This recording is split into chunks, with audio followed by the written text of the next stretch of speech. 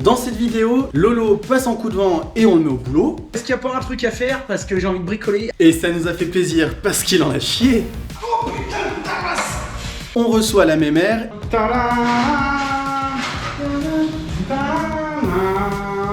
Et l'électricien nous fait des blagues. Alors 63 ampères, on met du 1,5.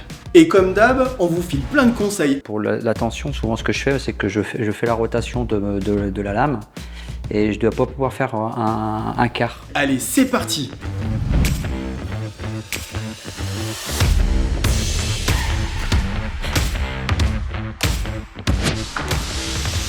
Allez, dernier coup de rouleau. Il a la pression en plus. Allez, dernière dose.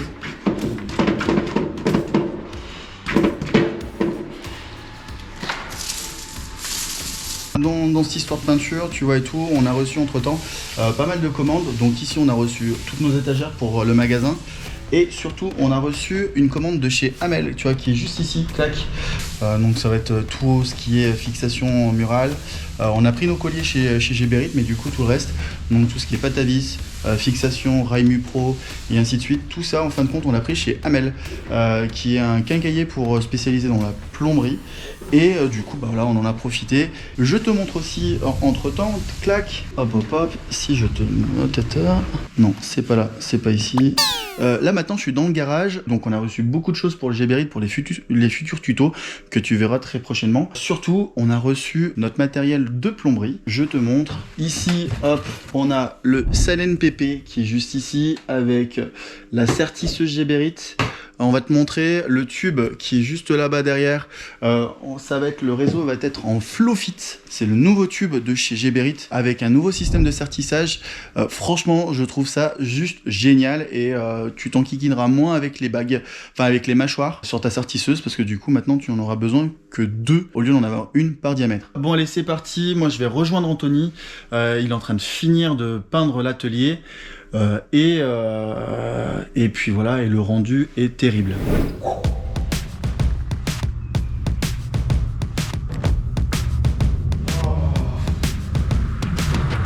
Et voilà, la peinture est faite de l'atelier.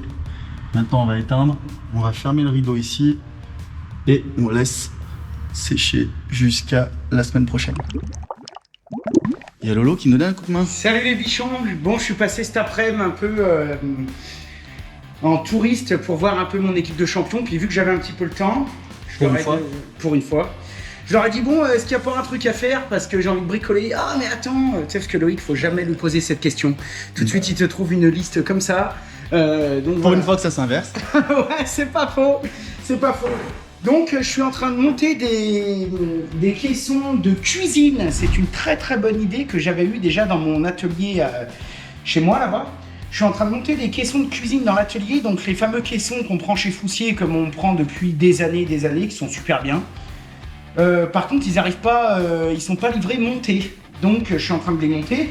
Là, on va faire de l'artisanat, mais le but principal de cet atelier décor, ça porte bien son nom, ça va être la fabrication de décors pour les studios, etc., de maquettes, d'outils de démonstration pour que vous compreniez tout ce qu'on veut vous expliquer, et voilà. C'est ça. Loïc, demain, Felder, donc bien sûr on va tout vous filmer, Felder amène quoi? Demain, Felder amène la scie à ruban, l'aspirateur et surtout le combi bois. Donc là, qui va arriver. On attend normalement ce matin là, les machines Felder qui vont arriver.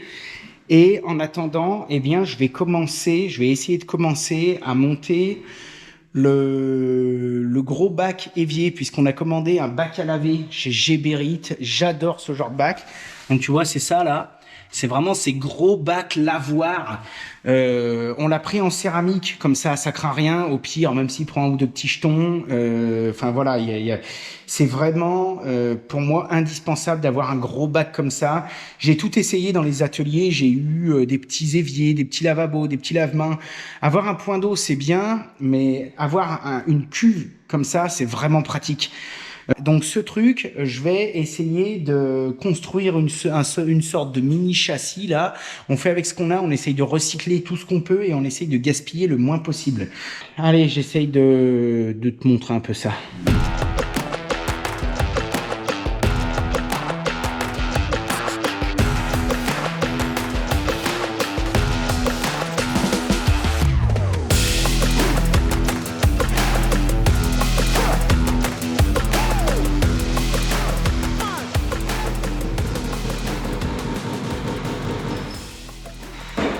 Putain, ça va trop bien. 6 sautes sur aspi. Nickel.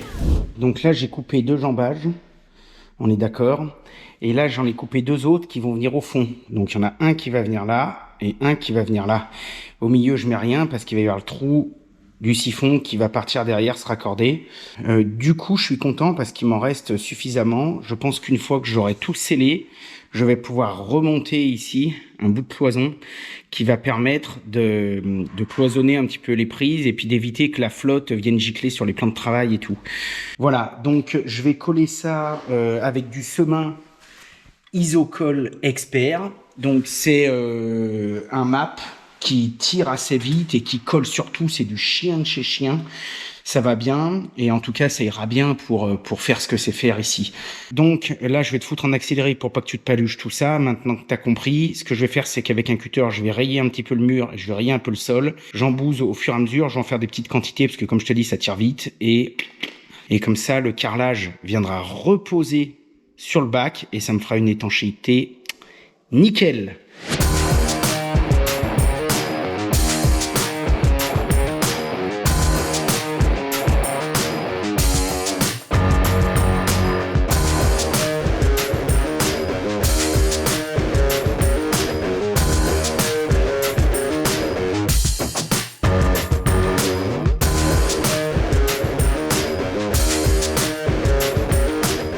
On mettra le reste du siphon après, parce que là... Ah, puis alors, Felder arrive pour la livraison, c'est tout en même temps. 1, 2, 3... Oh putain, ta race! Attends, parce que là, il faut vraiment te poser au dernier moment. T'arrives à passer là? Alors, plaque-le déjà au mur droit. Ok. Allez, laisse descendre, toi. Descends. Tiens, on va y foutre un coup de niveau, là. C'est pas grave, là, le joint. C'est pas grave, ils sont bons. Non, ils sont grands. Ah ouais. Putain, parfait! Ça, c'est du bon boulot. Bon, ça, c'est bon. Ah, dis donc, je vais dire, lui, s'il bouge. Et puis là, s'il bouge, je suis curieux. On a les sopalins ou du truc? Une bobine de watt, tu sais, s'il vous plaît? Pour que je puisse laisser le joint. Bon, super, allez, je vous reprends après.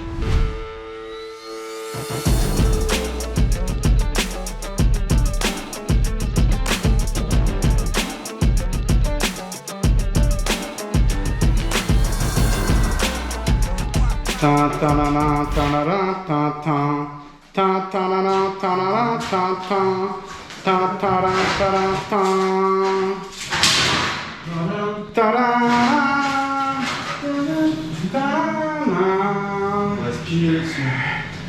Putain, les gars, c'est beau! C'est bon, je pose la grosse Bertha. Pause. Allez, on pose pour l'instant, doucement.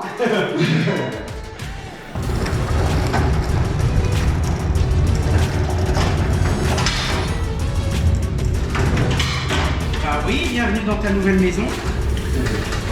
Est-ce qu'on n'essaierait pas de le foutre trop? Non, on verra tout à l'heure, Ouais. on verra cet après-midi. Allez, on pousse un peu. Bon les gars, vous en pensez quoi de notre outil de travail? Ah, c'est Noël. Nickel. Franchement. Bon, super. Maintenant, on va aller casser une croûte vite fait. Et puis cet après, on finira de bricoler tout ça en sachant que là, on va pas trop y toucher parce qu'il y a un spécialiste qui vient nous faire tout le réglage, l'installation, la formation. Et il vient quand? Le 15-16, la semaine prochaine. Voilà, semaine pro. Bonjour les bichons.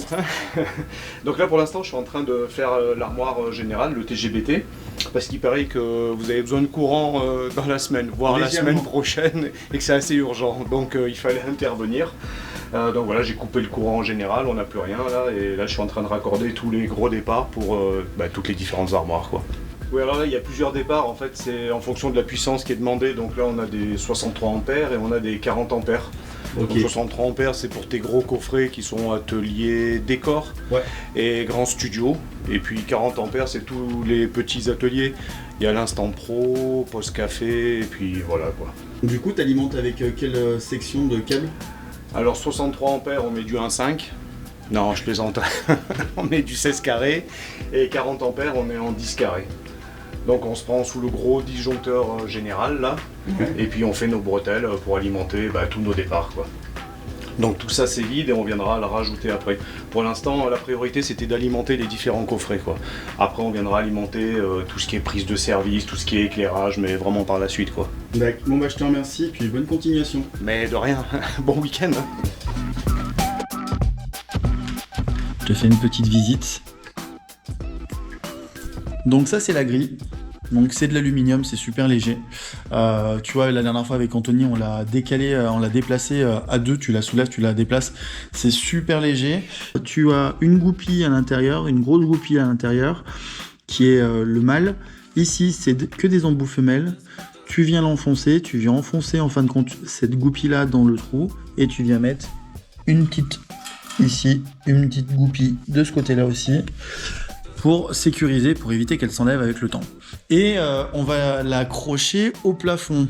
Je passe à autre chose et puis c'est parti. Anto.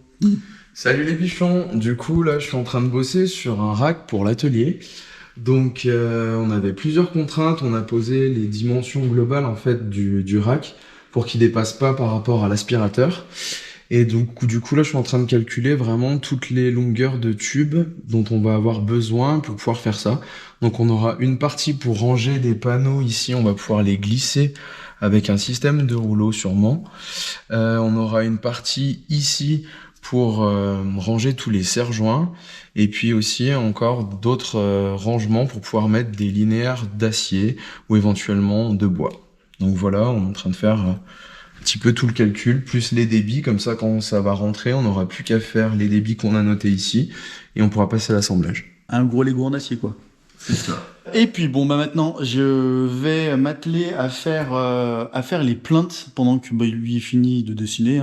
J'ai commencé à installer, du coup j'ai mis la petite métabo ici, le petit passe-lot, tu vois. On va utiliser celui-ci là, la FX110 de chez Bostik. Elle a un bon tac. Et du coup, c'est qu'elle est acrylique. Donc franchement, c'est top. Et si ça déborde, si t'as chié un peu dans la colle, comme on dit si bien, un coup d'éponge et le tour est joué et c'est la lisse. Les plaintes, tu vois, c'est des plaintes en pain classiques. On les a pris chez Sautrin-Bois. Ce qu'on a fait, c'est que du coup, on les a pré-peintes avant pour gagner un petit peu de temps. Parce que du coup, faire la peinture au sol pour peindre tes plaintes, franchement, tu sais quoi, à genoux, c'est pas agréable du tout. Donc petit conseil, en tout cas ça c'est le mien, c'est pré-peindre tes plaintes avant, tu les fous sur tréteau, une palette, peu importe ce que tu veux. Et du coup, comme ça au moins t'es pas embêté et t'as juste à refaire ton rechampi. Tu vois ici, quand t'as fait ton joint acrylique, tu passes un petit coup de barbouille dessus et le tour est joué et c'est nickel. Allez, c'est parti, je vais commencer à faire mes coupes à 45 pour mes deux grandes longueurs, parce que moi je fonctionne comme ça. Hop là, ce que je fais, c'est que du coup, je vais attaquer la grande ligne droite, ici derrière moi, la grande ligne droite aussi. Là où il y a Anto, je vais faire la grande ligne droite, et ensuite après, je fais toutes les coupes. Comme ça au moins, c'est plus simple, et j'envoie toutes les coupes après derrière, plus pratique. Bon allez, c'est parti.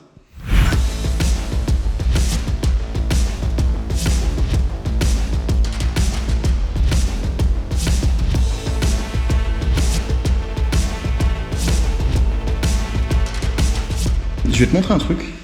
Lolo, il a voulu qu'on prenne ça. C'est pas mal, c'est la première fois que je vais m'en poser. Ça s'appelle des sabots de plainte. Tac. Ton sabot vient de faire ta finition contre ici. Donc là, un petit joint acrylique. Et ta plainte, en fait, vient de plaquer là. Là, le sabot, il fait 2 mètres de long. Donc du coup, on va le recouper à la hauteur de la plainte. Tu colles, tu cloues. C'est pas mal, c'est pas mal. C'est la première fois que j'en mets. Allez, c'est nickel, c'est fini. Il manquera plus qu'à faire un petit joint acrylique et repeindre tout ça, puis c'est nickel.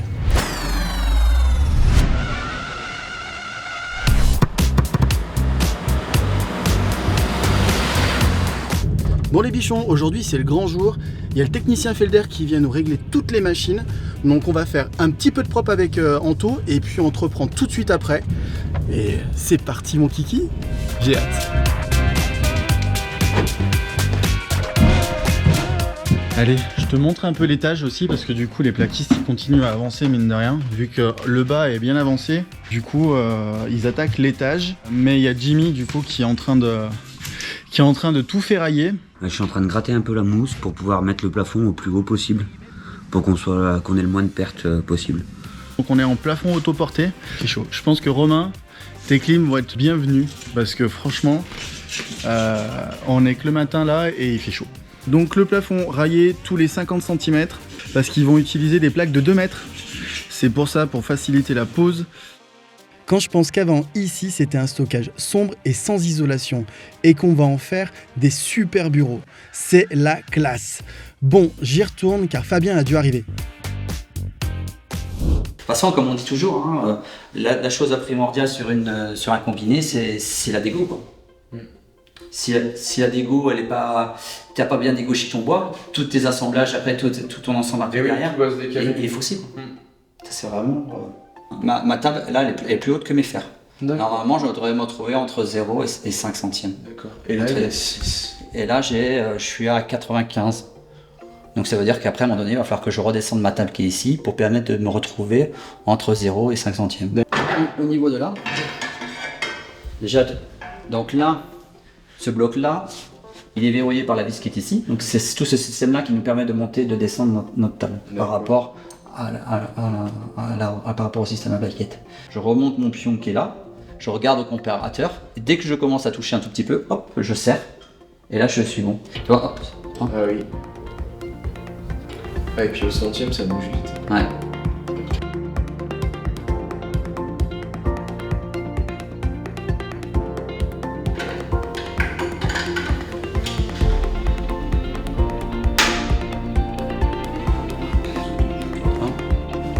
De fou. Donc ouais, t'es remonté d'un côté. Ouais. Et tu vas redescendre un tout petit peu de l'autre. Vu que j'ai fait remonter ici, elle a tendance à redescendre. Donc après, j'ai juste à remonter un tout petit chouïa pour même pas récupérer les 5 centièmes.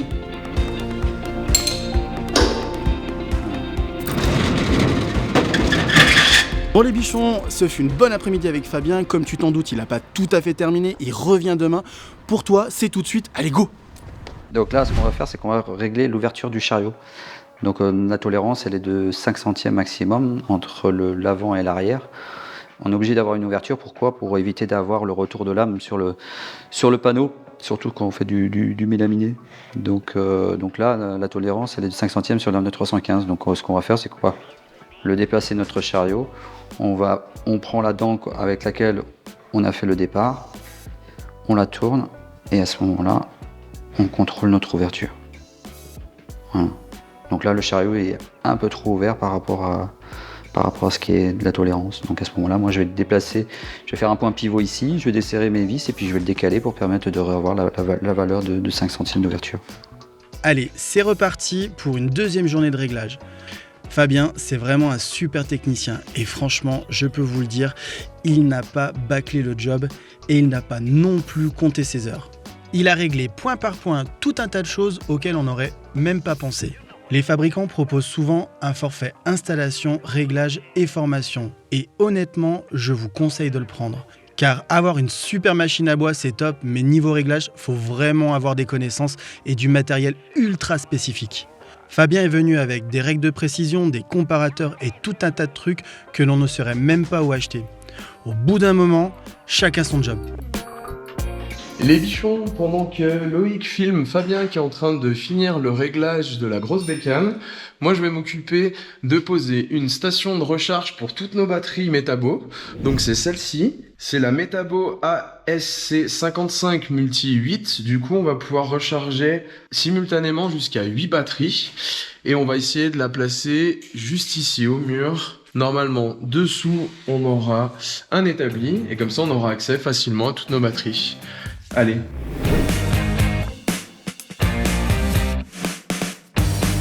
Ça y est, on se retrouve, la station est posée. on va pouvoir la mettre en service et commencer à charger nos premières batteries. Allez, c'est parti. Petit effet sapin de Noël au début, il y a tout qui s'allume pour voir si c'est fonctionnel. Et on va commencer à plugger des batteries.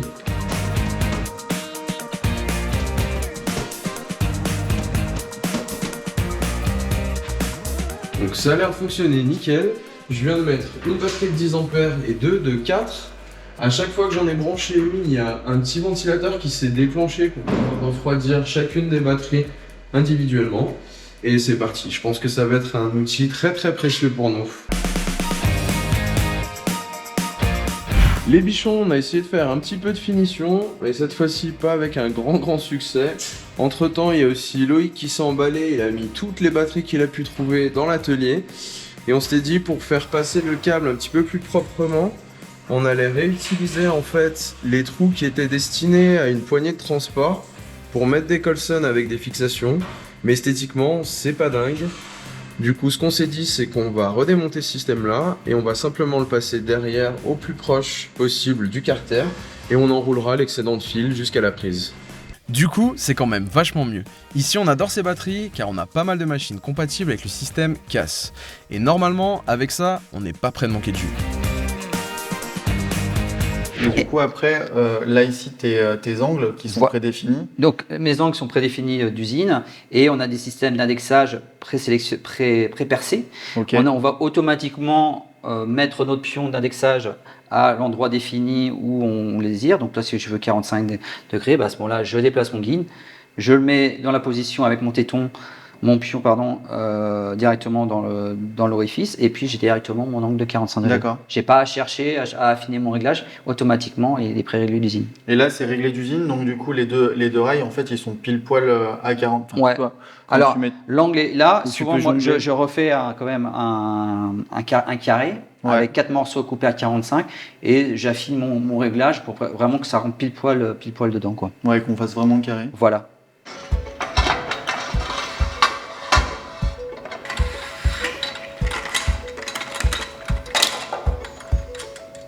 Parce que vous avez la butée de délignage, ceci ça vous permet d'avoir une deuxième butée. Voilà, quand vous faites largeur-longueur, vous tournez votre panneau et puis vous avez...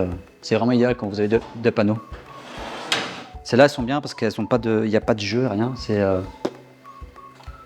vraiment top. Les réglages avancent bien et ça va être le moment de commencer à faire les premiers copeaux. Et sincèrement pour nous, c'est un peu Noël.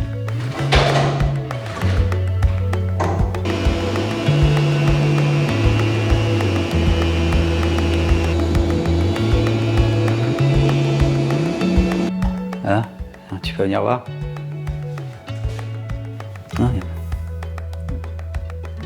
Donc ça veut dire déjà, tes tables sont bien parallèles, que ce soit sur les deux côtés. Parce que ce qu'on peut faire, c'est souvent des fois les gens dégauchissent toujours du même côté.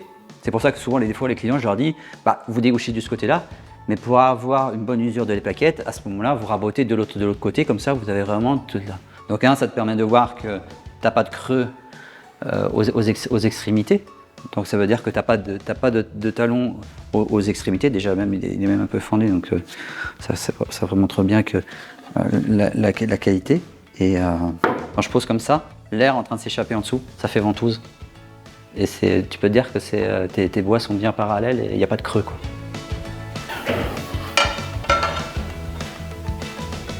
Là, on a la sécurité de fermeture des tables et donc là elle ne peut pas démarrer, donc il faut qu'on ait une petite came sur le capot et là à partir de là la machine peut repartir. Donc là c'est juste une roue de friction qui vient en appui sur la poulie du moteur et qui va permettre d'entraîner les rouleaux.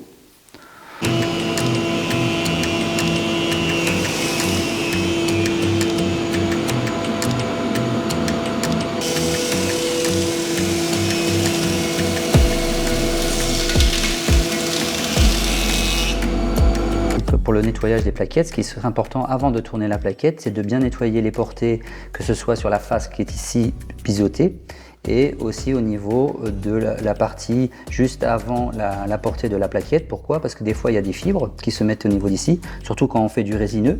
Et lorsque si on veut juste changer la plaquette, donc on la soulève un tout petit peu et on la tourne, les fibres qui sont ici peuvent se remettre en appui entre la plaquette et la portée de l'arme. Et après à ce moment-là, on se retrouve avec une différence de hauteur.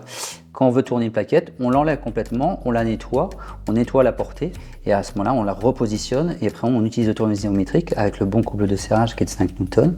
Et là après on est bon. La chose, c'est vraiment de nettoyer régulièrement quand on fait du résineux cette portée-là, déjà parce que on n'aura pas de croûte dessus, un surplus de matière de résine qui sera beaucoup plus dur à enlever dans le futur. Donc si on le fait régulièrement, on est tranquille, on passera moins de temps lors du changement des plaquettes.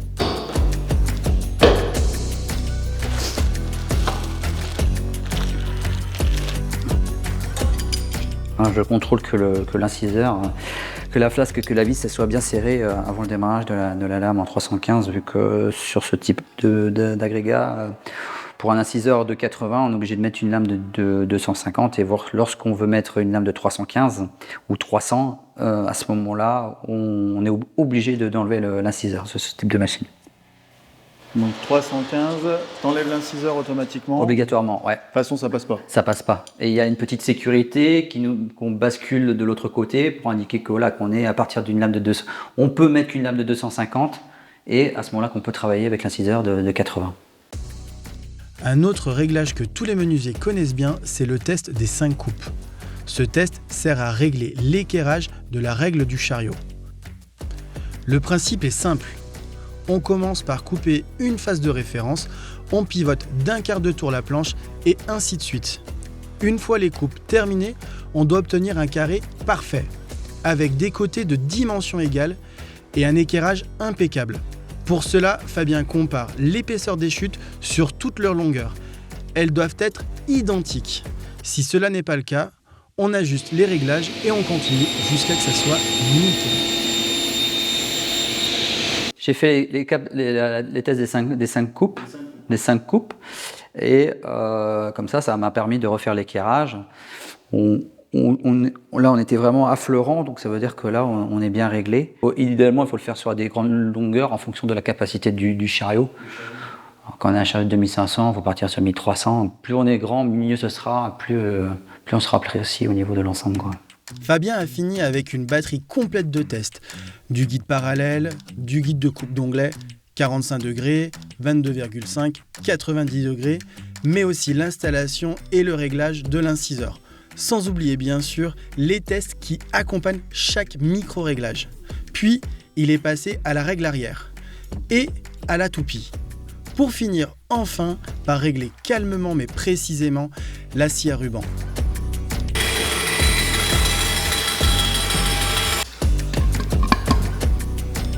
Oh la vache. C'est bien, on est pas mal. C'est bien. C'est la bonne chose. C'est dans la tolérance? Ah ouais, c'est l'intérieur, c'est plus que l'intérieur.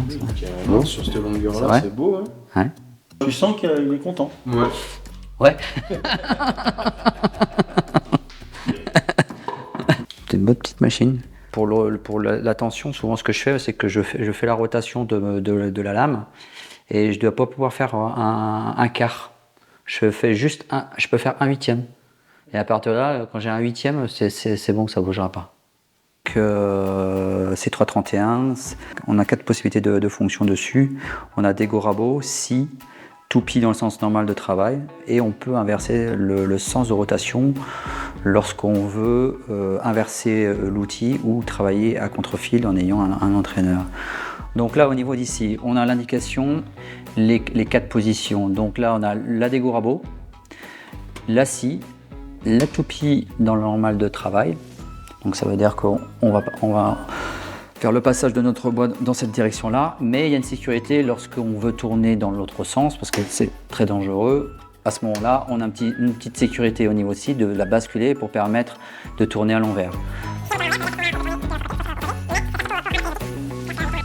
Tu l'auras compris, après 2 jours de réglage intensif, Fabien nous a dispensé une formation complète concernant l'utilisation de notre combiné Hammer C3 31 en 230 volts. Il sera absolument parfait pour nos fabrications de décors. La machine est équipée d'une rabot d'ego d'une capacité de 310 mm. La longueur de la table est de 1400 mm et la raboteuse s'ouvre sur une hauteur de passage de 225 mm.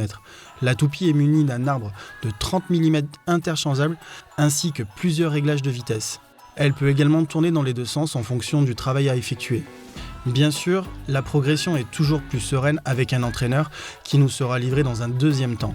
Côté sciage, la bécane accepte une lame de 315 mm sans inciseur et 250 avec inciseur. Le chariot est équipé de règles et d'un réglage d'onglet. La longueur du chariot est de 2500 mm, ce qui est suffisant pour nos applications.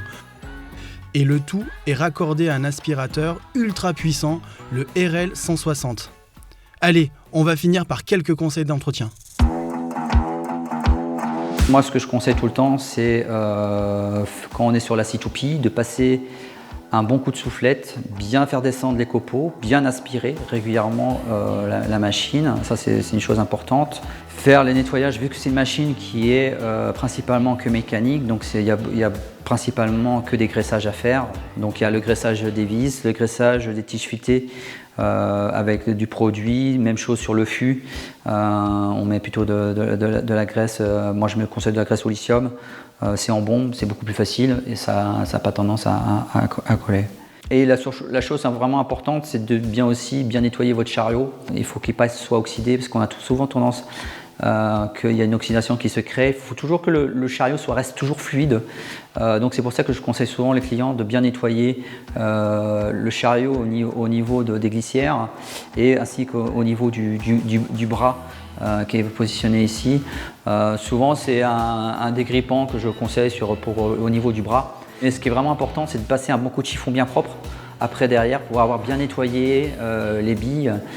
Ça c'est vraiment une chose importante.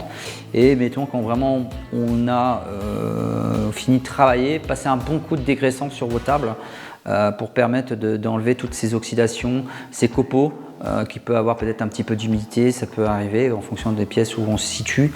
Quand on commence à avoir un petit peu de corrosion dessus, moi je mets un petit peu de produit dessus, je prends la partie scotch bridge de l'éponge et je gratte dans le sens de l'usinage et ça me permet d'enlever surtout la pellicule du dessus pour éviter de marquer le bois, quoi. Voilà l'ensemble que je peux vous indiquer dessus, quoi. Franchement, ces 2 jours avec Fabien étaient vraiment top. Nous, on espère que cette vidéo t'aura plu. Comme d'habitude, tous les liens sont dans la description pour ceux que ça intéresse. Moi, je te dis à très vite. Oublie pas le petit pouce bleu, un commentaire, c'est notre plus belle récompense. Et à très vite sur Bichon TV. Bisous.